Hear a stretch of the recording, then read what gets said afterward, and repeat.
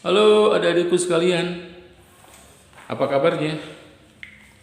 Ya, jumpa lagi dengan kakak di acara dan gelombang yang sama. Ya, gelombang apa? Gelombang Youth Progress Channel. Ya, acara apa? Acara pembahasan materi atau pembahasan soal. Ya, baik adik-adikku sekalian, masih pada semangat kan? Masih ya. Masih pada sehat kan? Masih. Kalian harus sehat dan semangat. Ya, salah satunya jangan sampai hilang. Sehat saja, kalau nggak semangat percuma. Begitu juga nggak sehat tapi semangat percuma juga adik-adikku sekalian ya. Baik, kali ini kita akan coba memberikan materi tentang fluida statis ya. Yang apa yang akan kakak bahas sudah kakak tuliskan di sini ya. Seperti yang pertama adalah kalian harus mengenal apa itu fluida ya. Contohnya seperti apa? Terus kemudian sifat-sifat fluida apa saja? Dan kemudian hukum-hukum yang berlaku di fluida, hukum Pascal dan hukum Archimedes. Aplikasi dari hukum Archimedes biasanya berkaitan dengan berat semu ya, berat maya, berat tidak sebenarnya ketika benda dicelupkan seluruhnya ke dalam fluida ya. Oke, yuk kita mulai. Yang pertama adalah fluida.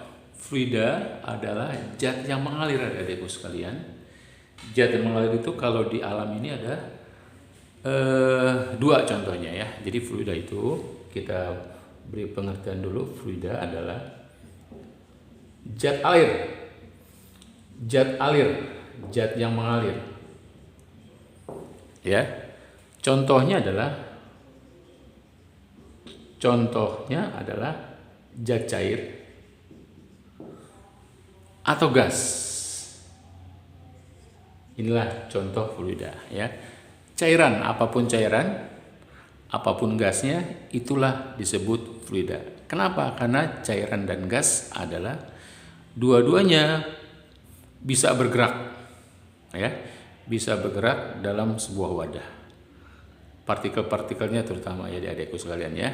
Partikel-partikel dari zat cair dan gas. Oke. Nah, kedua adik-adikku, kita lihat sifat-sifat fluida. Wow, speedonya kita ganti dulu deh ya. Kita ganti dulu yang kira-kira bisa kita tuliskan di sini. Sifat-sifat fluida. Sifat dua kali fluida. Ya, satu. Setiap fluida dia bermassa. Tapi ada massa yang paling penting, yaitu massa jenis yang sering kita sebut densitas. Massa jenis. Karena ini adalah karakter dari zat itu. Ya. Walaupun nampaknya cairannya kita bisa ditipu adik-adikku ya, tapi kalau kita hitung nanti, ketika kita hitung terus kemudian densitasnya berbeda, itu berarti cairan itu adalah dua cairan yang berbeda ya. Densitas atau massa jenis. Massa spesifik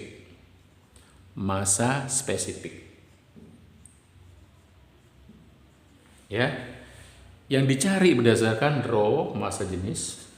Massa spesifik adalah massa benda itu berapa, kita hitung ya, terus kita bagi volumenya ya, kita dapatkan massa spesifik atau densitas atau massa jenis benda itu, karakter ya dari benda itu ya. Oke, jadi kamu nggak akan ketipu karena kamu bisa tahu kira-kira massa jenis dari benda ini berapa. Kalau berbeda berarti adalah benda yang berbeda. Walaupun nampaknya secara penglihatan itu katakanlah sama-sama air adik-adikku ya. Sama-sama air, tapi begitu air yang satu murni dan air yang lain sudah bercampur dengan zat-zat yang lain, itu bisa jadi massa jenisnya berbeda deh ya. Itulah massa jenis yang menentukan karakteristik dari air tersebut, cairan tersebut. Oke. Yang kedua adalah viskositas. Ini juga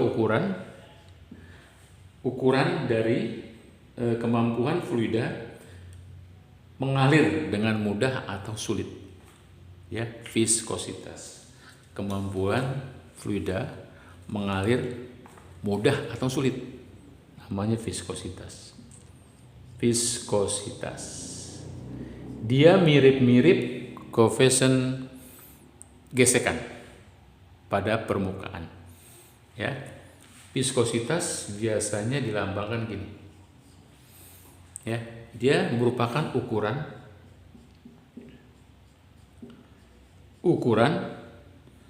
kemampuan fluida,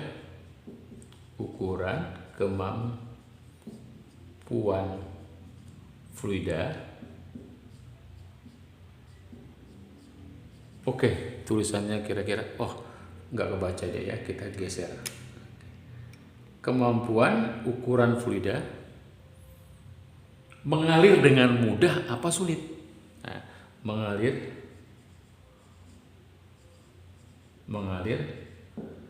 mudah atau sulit. Nah, gitu ya. Atau sulit. Oke. Ini mirip-mirip dengan koefisien gesek permukaan sebuah benda.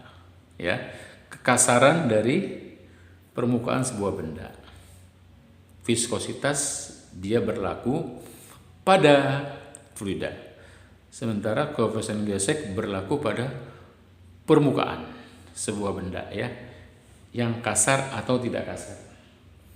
Baik, yang berikutnya adalah tekanan. Jadi sifat-sifat fluida yang ketiga adalah tekanan. Juga penting adik-adikku ya, tekanan.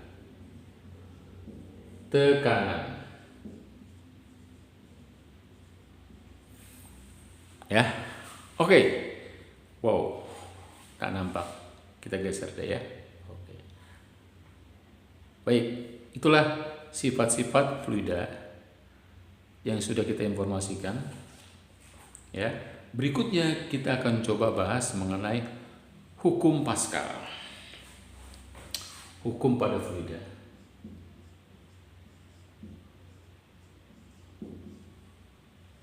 Ya.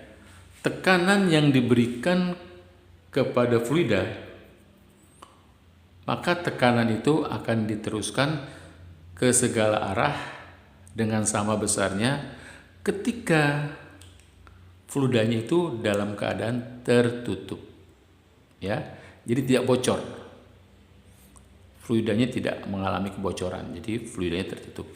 Hukum Pascal biasanya yang kamu kenal begini deh. Ini misalkan 2 silinder. Ya, 2 silinder gini. Ini silinder kecil, ini silinder besar. Ini diameternya. Ya. Oke, kelihatan. Nah, terus bagian bawahnya terhubung biasanya. Nah, seperti ini.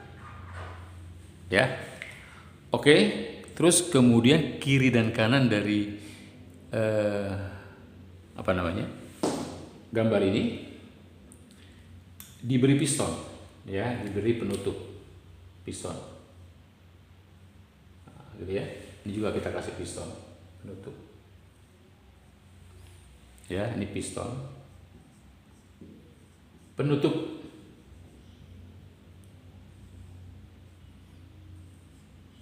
Ya.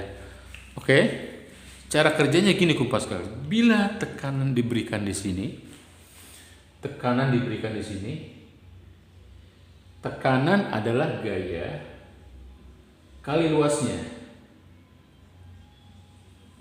Maka tekanan ini akan dialirkan ke seluruh bagian-bagian dari fluida, ya, dengan sama besar. Ya, ketika sampai di sini, maka ini tekanannya menjadi F2 gayanya dibagi A2. Ya, ini kita bikin gaya yang dikerjakan pada piston 1. Ini luas piston 1. Maka tekanan yang diberikan di sini akan dialirkan ke segala arah dengan sama rata. Ya, tekanan di sini berapa? F1 per A1. Tekanan di sini berapa? F1 per A1. Jadi tekanannya sama semua deh ya.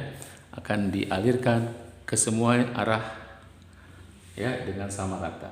Oke, bagaimana hukum Pascal itu dirumuskan? F1 tekanan pada piston 1 ya akan sama dengan tekanan pada piston 2 ya. Jadi tekanannya akan disalurkan secara sama nilainya ya. Oke, ini adalah F per A ya. Dia adalah penyederhanaan dari, bukan penyederhanaan ya. Jadi F per A itu adalah besaran tekanan.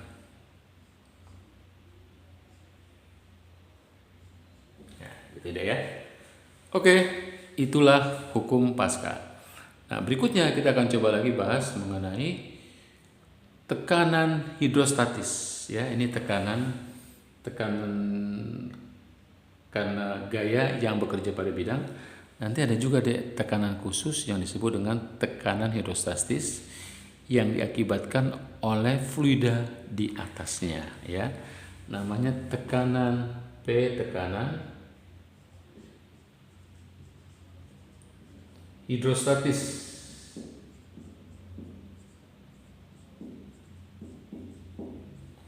Tekanan yang diakibatkan oleh berat zat cair di atasnya. Namanya tekanan hidrostatis. Oke, kalau kita gambarkan begini rumusannya. P, tekanan, H, hidrostatis adalah massa jenis fluidanya, gravitasi, kali kedalaman sebuah titik dari permukaan fluida ya. Inilah rumusan mencari tekanan hidrostatis. Jadi kalau kalian gambarkan begini ya, ini ada sebuah wadah berisi fluida ya, yang massa jenisnya rho. Lalu ada sebuah titik di dalam fluida tersebut. Titiknya kita bikin titik A. Lalu kita ukur titik A terhadap permukaan misalkan H. Maka tekanan hidrostatis di titik A kita bisa hitung pakai rumusan rho GH ya. Massa jenisnya A berapa? Ingat, dia cairan fluida, bisa air, bisa selain air ya. Gravitasi yang kita kenal nilainya adalah 10 meter per sekon kuadrat gravitasi bumi. Oke, H-nya adalah ini dia, kedalaman dari titik itu.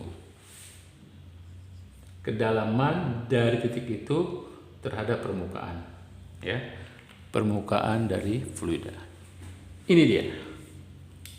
Oke, baik, itulah tentang hukum Pascal dan tekanan hidrostatis. Mari kita lanjutkan sekarang ke hukum berikutnya yang ada di fluidostatis, yaitu hukum Archimedes.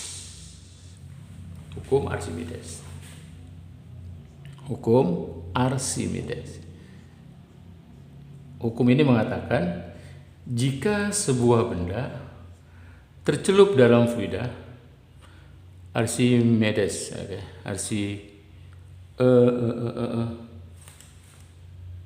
ya sama-sama sudah bisa marah-marah nih Pak Archimedes ya di sana ya.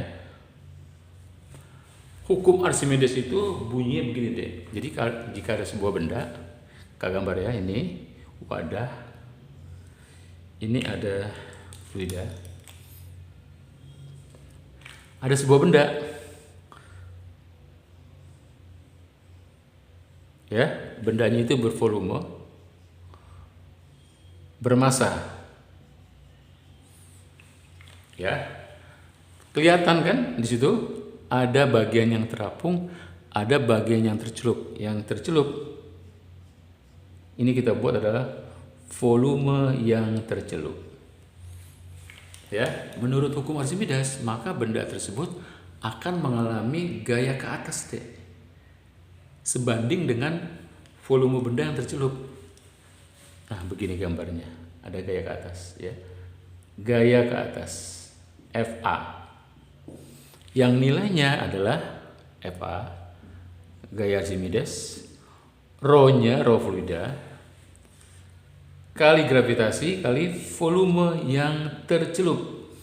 Itu dia rumusannya, ya, tentang gaya apung atau gaya Archimedes. Ketika benda tercelup seluruhnya atau sebagian, maka benda tersebut akan mendapat gaya apung, yaitu gaya Archimedes, dengan VTC adalah volume benda yang tercelup. VTC adalah volume benda, TC tercelup. Nah, gitu ya. Oke. Volume benda yang tercelup adalah, bisa kita rumuskan, bagian yang tercelup kali volume benda seluruhnya.